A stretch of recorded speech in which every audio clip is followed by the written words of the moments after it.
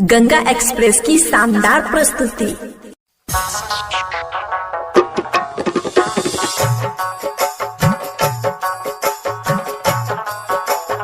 माँ Gayatri recording studio.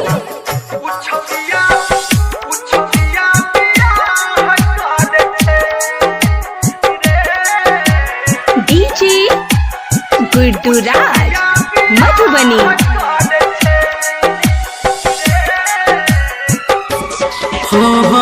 साथ आब छूट जेतै, दिल से टूट जेतै, जिंदगी तबाह करे छे रे।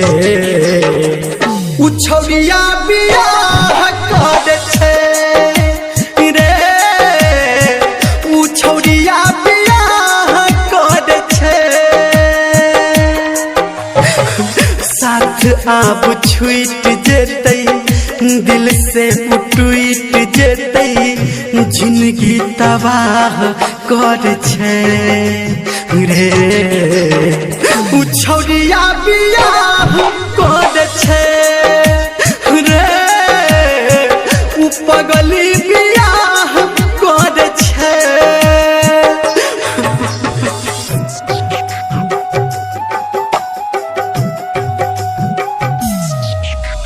डीजे गुड्डू मधुबनी, डीजे गुड्डू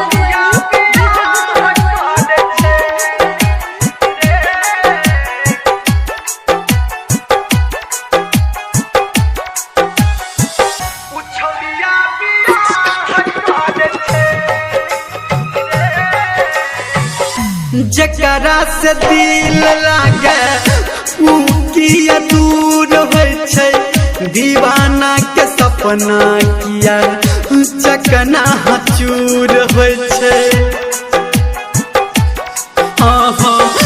जकरा से दिल लागे उ किया दूर होय छै, दीवाना के सपना किया चकना चूर होय छै। दीवाना के सपना किया चकना चूर होय छै।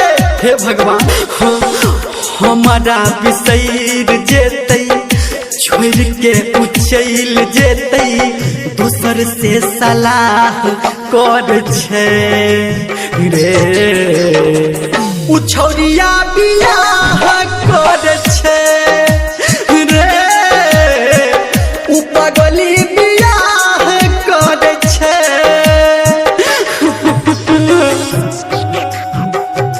अभी आप सुन रहे हैं सावरिया music. DJ Guddu Madhubani, DJ Guddu Madhubani.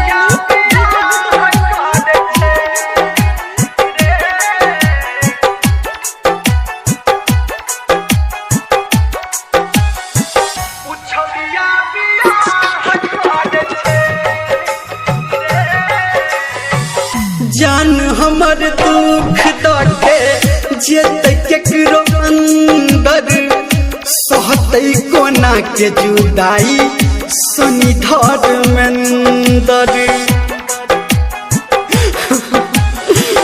जान हमर दुख दके जेतै केकरो अंदर, सहतै कोना के जुदाई सनी धर्मेंदर।